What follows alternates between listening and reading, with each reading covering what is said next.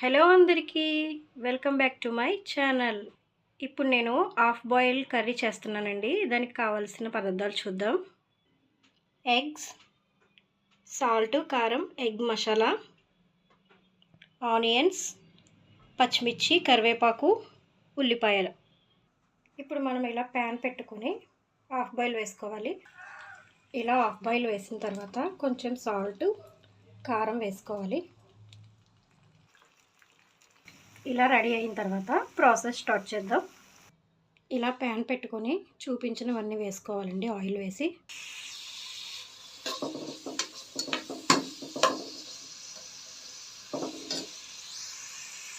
ఎప్పుడు ఒకేలా కాకుండా ఎగ్ కర్రీ అనేది హాఫ్ బాయిల్ వేసుకుని చేసుకుంటే చాలా టేస్ట్గా ఉంటుంది అండ్ బాగుంటుంది కూడా.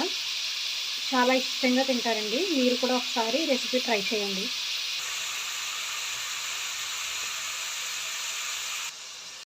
ఇప్పుడు మూత పెట్టి కాసేపు మగ్గిద్దామండి.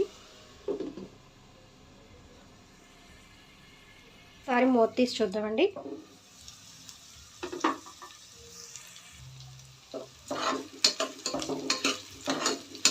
ఇంకా కొంచెం వేగాలండి. వేగిన తర్వాత సాల్ట్, కారం, ఎగ్ మసాలా యాడ్ చేసుకుందాం. ఇప్పుడు దీంట్లో మనం చెప్పినవి ఇంగ్రీడియంట్స్ యాడ్ చేసుకున్నామండి.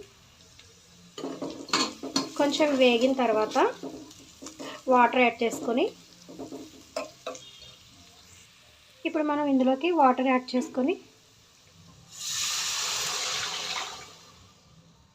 హాఫ్ బాయిల్ కూడా వేసుకోవాలండి. వేసుకొని మూతటేసి ఒక 5 మినిట్స్ పాటు ఉడికించాలి. అంతే అండి, కర్రీ అనేది రెడీ అయిపోతుంది.